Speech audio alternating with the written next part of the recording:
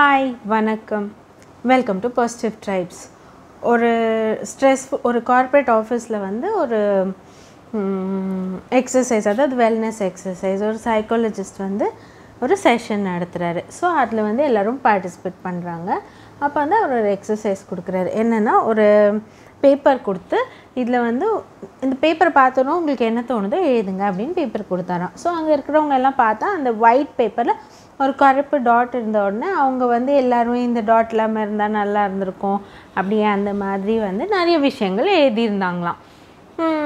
அதுக்கப்புறமா வந்து அதில் இருக்கிற ஒரே ஒருத்தர் மட்டும் அந்த டாட்டை வச்சு அந்த டாட்டை மையமாக வச்சு ஒரு படம் வரைஞ்சிருந்தாராம். அதுக்கப்புறமா வந்து ஓகே, நான் இதை பற்றின ரிசல்ட் உங்களுக்கு அப்புறமா சொல்கிறேன் அப்படின்னு சொல்லிட்டு ஒரு பஞ்ச் ஆஃப் கலர் பென்சில் இருந்துச்சு. ஆனால் க்ரேயான்ஸ், ப்ரோக்கன் க்ரேயான்ஸ், குட்டி குட்டி க்ரேயான்ஸ் நல்லா.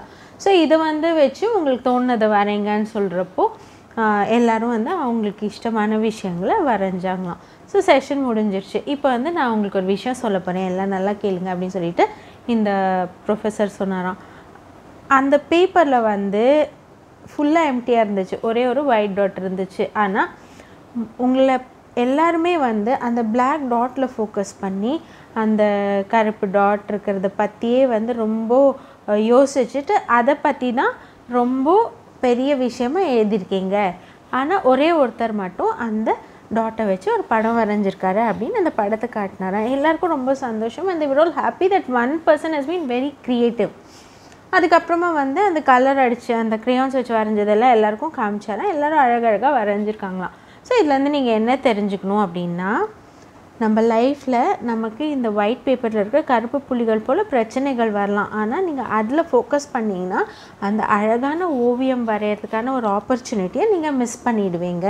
அண்ட் செகண்ட் எக்ஸ்பெரிமெண்ட் நான் ஏன் கொடுத்தேன்னா, என்ன தான் ப்ரோக்கன் ஆனாலும் வந்து அந்த க்ரேயான் எப்படி அழகாக வண்ணம் தீட்ட உதவுதோ அதே மாதிரி உங்களுக்குள்ளே நீங்கள் எவ்வளோ தான் ப்ரோக்கனாக இருந்தாலும், எவ்வளோ தான் ஸ்ட்ரெஸ்ஃபுல்லாக இருந்தாலும் உங்களால் என்ன பண்ண முடியுமோ அதை வந்து நீங்கள் பண்ணிங்கன்னா உங்களோட உலகம் வந்து ரொம்ப அழகானதாக அமையும்னு சொல்லி கொடுத்தாராம்.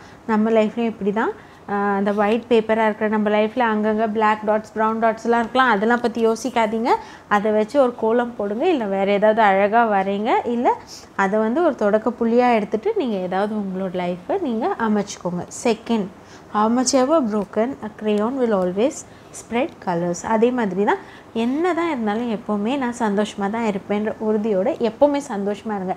இது ரெண்டுமே நீங்கள் பண்ணிங்கனாலே உங்கள் லைஃப்பில் இருக்கிற பிரச்சனைகளெல்லாம் ஓடியே போயிடும். இன்னொரு பதிவில் உங்களை சந்திக்கும் வரை நன்றி, வணக்கம். கீப் வாட்சிங் பாசிட்டிவ் ட்ரைப்ஸ்.